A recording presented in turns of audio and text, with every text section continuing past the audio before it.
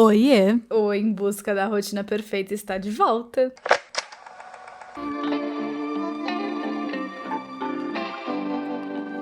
E depois de mais de um mês de descanso muito merecido e um pouquinho de pesquisa em andamento, eu espero que vocês estejam prontas para esse episódio. E este é o Em Busca da Rotina Perfeita, experiências reais de uma pesquisadora em comportamento humano.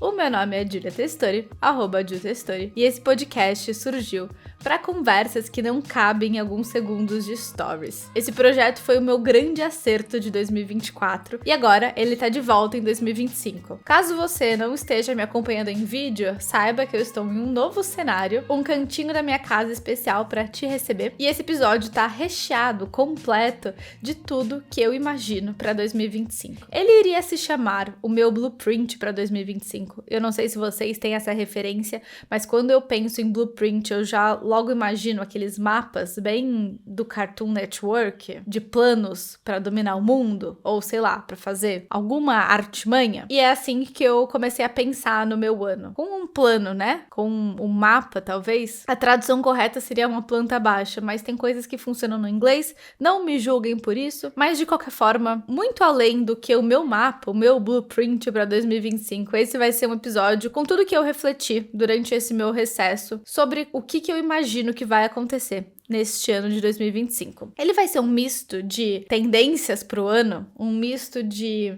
o que eu imagino que vai estar dentro e vai estar fora. Não sei se vocês já assistiram a esse episódio, pelo menos é a minha referência que eu tenho do canal da Emma Chamberlain. Acho que é assim que é o sobrenome dela. E o ano passado ela fez Ins e Outs de 2024. Eu vou falar sobre o que eu imagino que fica em 2024, o que eu gostaria que ficasse em 2024 e o que eu imagino que vai acontecer de diferente em 2025. Falaremos de trends, e quem me acompanha um pouquinho mais de perto sabe que eu não sou uma pessoa das redes sociais, por mais que eu seja uma criadora de conteúdo.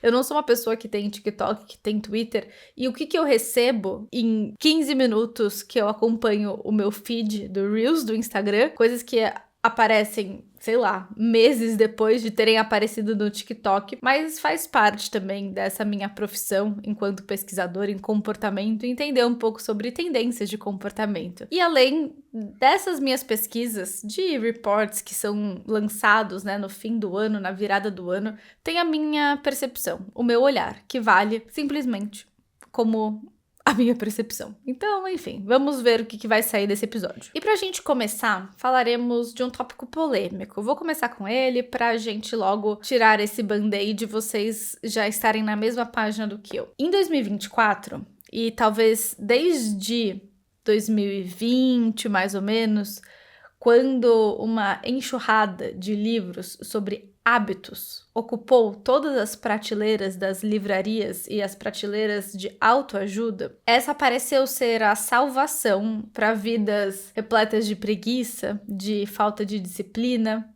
de falta de constância. Mas isso, minhas amigas, deve ficar em 2024. A gente foi completamente atropelada pelo conceito de hábitos. Essa ideia de hábitos foi mal interpretada por muitas de nós como algo que você se força a fazer durante 21 dias até você atingir um patamar superior, e que isso que vai salvar a sua vida. E sem contar que toda essa cultura de ficar falando sobre hábitos e hábitos e hábitos fez com que a gente acreditasse que uma atividade, uma tarefa, uma, sei lá, coisa que a gente faz na nossa rotina isolada não serve de nada. Quantas vezes eu não me peguei com vontade de, sei lá, ler um livro e ao mesmo tempo que bate aquela vontade, já de rebote vem a culpa de, nossa, mas eu não tô lendo, né? Ontem eu não li, anteontem eu não li,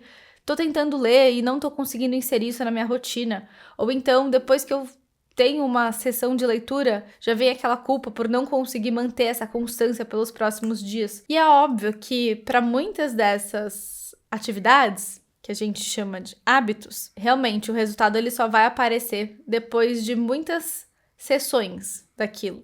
De leitura, por exemplo, de atividade física, enfim, o que for. Mas isso não quer dizer que uma atividade isolada não valha nada. E eu vou explicar o meu raciocínio. Se existe alguma ação que você insere na sua rotina e você sente que aquilo te deixa num estado mental interessante, sabe quando você acorda e aí, por, sei lá, uma providência divina te dá aquela vontade de não vou pegar meu celular direto, ou então não vou assistir TV enquanto eu tomo meu café da manhã, ou então não vou sair correndo pro meu trabalho?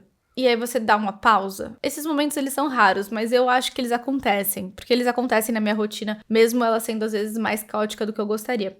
Mas o ponto é, quando eu acordo e decido não pegar meu celular direto e, sei lá, levantar e ir pro chuveiro, tomar um banho, dar uma desacelerada, né? Porque muitas vezes a gente acorda já com esse ritmo meio frenético. Eu não preciso fazer isso todos os dias pra valer alguma coisa, porque se naquele dia eu acordo, faço isso e eu sinto que parece que o seu estado mental muda, tipo, a sua vibração muda. E eu tô falando aqui de sensações, tá? Não tô falando de nada científico, não. Mas vocês sabem, quando, por exemplo, ao invés de tomar o café da manhã assistindo TV, você decide, sei lá, sentar na sua varanda, e aí parece que você cria uma ruptura temporal. Eu tenho muito essa sensação quando esses momentos eles acontecem. E o que eu percebo? Que isso por si só, muda o seu estado mental e faz com que você tenha um bom dia. Porque tem um episódio, que inclusive acho que se chama O que é um bom dia, do que é feito um bom dia. Alguma coisa assim. Nesse podcast mesmo a gente falou e chegou na conclusão de que uma das principais formas da gente ter um bom dia é, primeiro, sabendo o que é um bom dia pra gente, mas segundo, entendendo sobre o nosso estado mental. Às vezes você pode dar check em todas as suas tarefas e aquilo não ser um bom dia, e por outro lado, às vezes você pode não dar check em todas as tarefas e aquele ser um bom dia. Então não tá na quantidade de checks que você dá nas suas tarefas,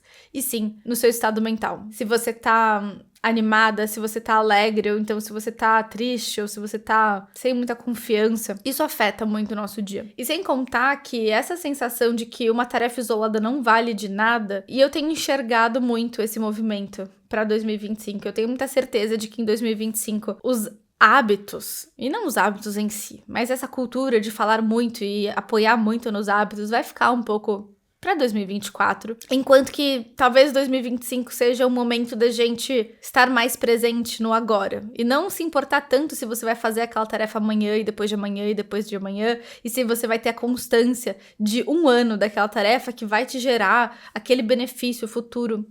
Poxa, não, porque a gente aprendeu em 2024 que isso só traz mais ansiedade. O foco naquele dia, o que você consegue fazer naquele dia, tem muito mais valor. E se você não quiser abandonar completamente a palavra hábito ou o conceito dos hábitos, porque eles em si são muito importantes, tá? Eu digo mais a forma como a gente tem interpretado isso. Talvez faça sentido pensar que o verdadeiro valor de pensar e construir um hábito tá muito mais em como ele vai melhorar o nosso presente e não como ele promete um futuro perfeito. Pense sobre isso. Então talvez fique pra trás, fique pra 2024 tantos rastreamentos de hábitos, tantas listas de hábitos que você precisa seguir, tantos gráficos e análises complexas. E entre muito mais em 2025, uma percepção mais subjetiva do seu estado mental em relação àquele dia. Então, na prática, ao invés de preencher os seus dados naquele, sei lá, aplicativo que você rastreia, tudo que você faz tenha mais a ver com talvez ter um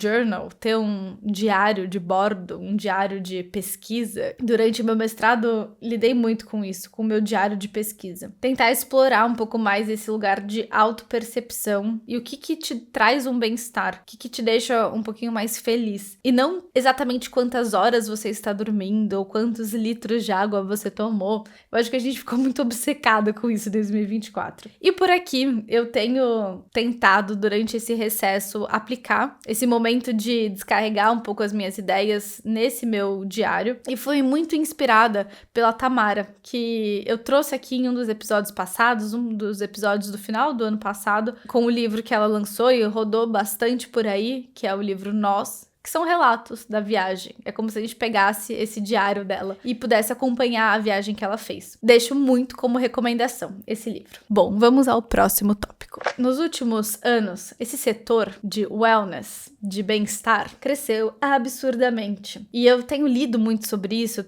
sobre o crescimento dessa indústria de wellness, de bem-estar, porque acaba afetando, né, bastante o meu trabalho. E muitas empresas perceberam, isso há um tempo já, né? Perceberam que uma ótima forma de vender mais os seus produtos é inserindo em uma rotina perfeita. E aqui com o perdão da autorreferência da rotina perfeita. Só que a partir do momento que a gente começa a acompanhar muitas campanhas de marketing, muitas campanhas de novos produtos, muitas marcas lançando produtos para você ter essa rotina perfeita, a gente começa a acreditar que a gente precisa desses produtos para ter essa rotina perfeita. Então não basta acordar cedo, você tem que acordar e ter a lâmpada certa. Você tem que acordar e avaliar no seu smartwatch quanto que você dormiu.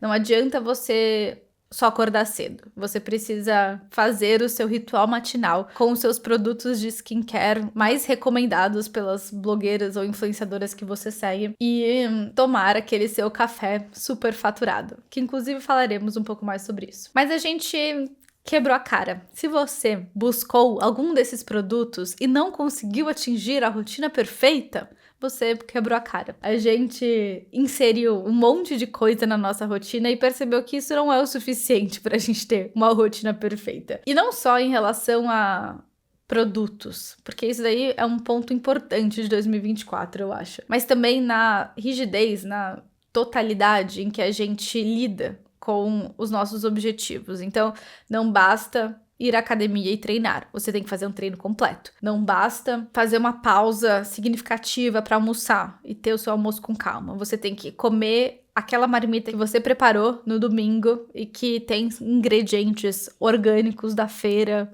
feitos por você. E isso vai se potencializando. Óbvio, né? Com as campanhas, como eu falei, que estão se aproveitando muito disso, porque é uma ótima forma de vender mais, mas também a partir do momento que você começa a acompanhar 50, 60, sei lá quantas rotinas perfeitas no seu TikTok e você acompanha a vida de várias pessoas de perto e elas passam a ser a sua inspiração de um dia perfeito. Em 2025, eu espero que a gente não busque mais um dia perfeito, que a gente busque um dia bom o suficiente. E essa é uma tendência que tem sido revelada ou trazida, estudada por várias agências que pesquisam sobre comportamento, consumo, várias ideias falando sobre o good enough. Então, em relação à forma como você cuida dos seus filhos, livros falando sobre isso, ou então a forma como você cria a sua rotina, falando sobre isso também, sobre não buscar o ideal, mas sim o bom o suficiente. E isso eu acompanhei de perto com algumas trends, sei lá se eu posso falar assim, em relação a, por exemplo, outras áreas da nossa vida, em relação à área mais profissional. Os termos como quiet quitting, os termos como bare minimum Monday, fazer o mínimo, e é isso que eu vou fazer, e é isso que eu vou entregar para a empresa que eu trabalho. E são sinais do que a gente pode esperar para 2025. E em relação ao que eu falei sobre consumo, logo no final de 2024 eu comecei a receber alguns conteúdos também falando sobre influenciadores desinfluenciando. Então, eu sou uma influenciadora e, na verdade, os produtos que eu usei até o final foram só esses 3. Eu sou uma influenciadora e, na verdade, os sapatos que eu uso no meu dia a dia são só esses 2 aqui. Isso no campo das atividades físicas também, pessoas deixando de promover aquele estilo de treino que te levava até o limite. Nossa, a gente viveu muito isso. Mas talvez treinos mais soft, mais leves, eu falo soft por conta do termo de soft health, que são abordagens muito mais gentis com o nosso corpo e que não buscam o ideal, mas buscam o suficiente. E se eu fosse imaginar, assim, talvez buscar a raiz dessa mudança de comportamento, acredito que a gente se encaixe muito, todas nós, vivendo uma grande exaustão. Estamos todas exaustas, cansadas, capengas. E é como se uma geração inteira tivesse buscando recuperar o impacto de anos e anos de excesso de trabalho. E esse termo da grande exaustão, ele segue uma outra tendência comportamental que foi a grande renúncia. No momento mais ou menos da pandemia, quando várias pessoas começaram a rejeitar vários sacrifícios extremos para poder crescer e ter sucesso em cargos corporativos, ou então priorizar muito o trabalho em relação à família, ou então em relação à saúde mental, em relação à saúde física também. E depois da grande renúncia surge a grande exaustão. E agora a gente está querendo fazer o suficiente para alcançarmos um pouquinho mais de bem-estar, um pouquinho mais de conforto. E na prática, o que isso significa? Para 2025, talvez fique de lado os vision boards, essas tendências de você focar muito nos benefícios futuros desse dia perfeito. E sim, desenvolver algumas estruturas que são importantes para sua rotina diária, que você não vai precisar focar no que vai acontecer daqui 365 dias, mas sim o que vai te dar um pouquinho de tranquilidade e conforto hoje. Vamos ao próximo tópico. Teve um episódio que talvez tenha sido meu favorito de 2024. E eu falo isso como se eu tivesse anos de podcast. Esse podcast surgiu em 2024, então, na verdade, é meu favorito. Eu não sei se é meu favorito, mas um dos meus favoritos, que é um episódio que eu falo sobre rituais. E eu levo um pouco para uma visão mais sociológica, por assim dizer, talvez faça sentido falar isso, mas é sobre isso que a gente vai falar agora. Em 2025, a gente vai precisar resgatar os nossos rituais. Porque nos últimos anos, por mais que a gente esteja preenchendo completamente a nossa rotina com mais conteúdo, mais conhecimento, mais informação, parece que tem alguma coisa que tá desaparecendo. Vocês sentem isso por aí? É quase como se a gente estivesse afogadas nesse mar de informação e conteúdo e coisas acontecendo que a gente tem acesso, mas que elas não sustentam a gente, elas afogam a gente. Várias pesquisas nessas tendências de 2024 para 2025 falam e apontam sobre os resgates de rituais. Então, como que gerações muito mais novas estão voltando, por exemplo, lá na China, para templos budistas, justamente nessa busca de retomar tradições. Eu tenho visto muito no meu Instagram as Threadwives, então são mulheres, né, esposas muito tradicionais. E aqui a gente pode traçar várias críticas construtivas a esse movimento, mas o que tem por trás disso? Acredito eu, a busca pela tradição, a busca por um momento em que você tinha no que se apoiar, você tinha um coletivo para te apoiar, para te sustentar, você tinha uma perspectiva muito estável do que iria acontecer, você tinha os marcos da vida muito bem documentados, o momento em que você casa, o momento em que você tem os seus filhos, o momento em que você constrói sua casa, e é óbvio que foi muito importante a gente quebrar um pouco desses marcos e dar muito mais abertura e liberdade para o que faz sentido realmente para a nossa vida.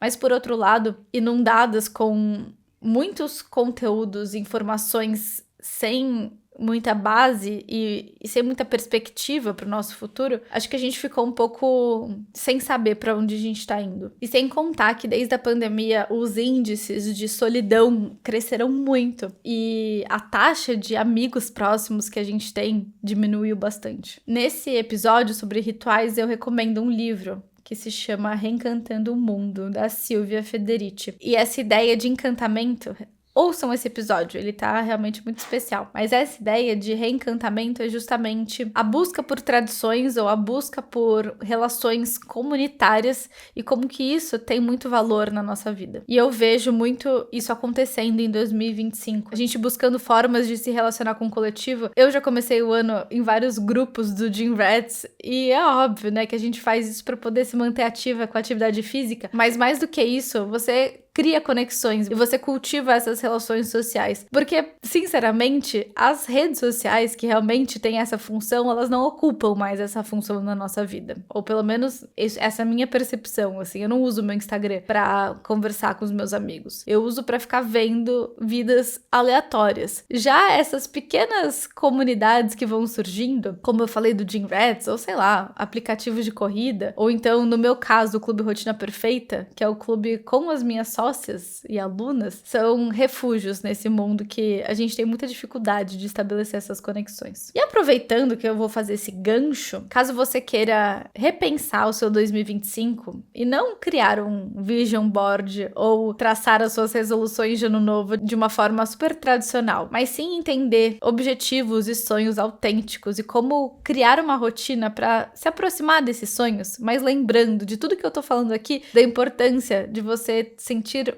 algum tipo de prazer em ter um dia bom o suficiente, fica aqui o meu convite. Dia 4 de fevereiro, às 7 horas da noite, vai acontecer uma aula ao vivo comigo, gratuita. E para você se inscrever, é só clicar no link aqui abaixo. E assim retomamos o nosso podcast. Eu espero que vocês tenham conseguido descansar no recesso por aí. Por aqui foi muito importante para poder pesquisar um pouco mais com a cabeça leve e tranquila. Esse episódio é uma leve retomada com coisas que eu fui refletindo nessa virada de ano. E eu quero muito saber o que você espera para 2025 ou o que você quer que fique enterrado em 2024, que não apareça mais e que você não carregue mais com você, nem na sua rotina, nem na sua vida. Eu já tenho programado e estou trabalhando nos roteiros dos próximos episódios. Toda segunda-feira, cedinho, um novo episódio, ele é lançado aqui no podcast. Você pode me acompanhar tanto pelo Spotify quanto pelo YouTube e também no meu Instagram, @jutestori. Por lá, algumas coisas e novidades são sempre postadas. E eu espero que você tenha gostado das minhas reflexões. Muito obrigada por ter ficado até o final e até segunda que vem.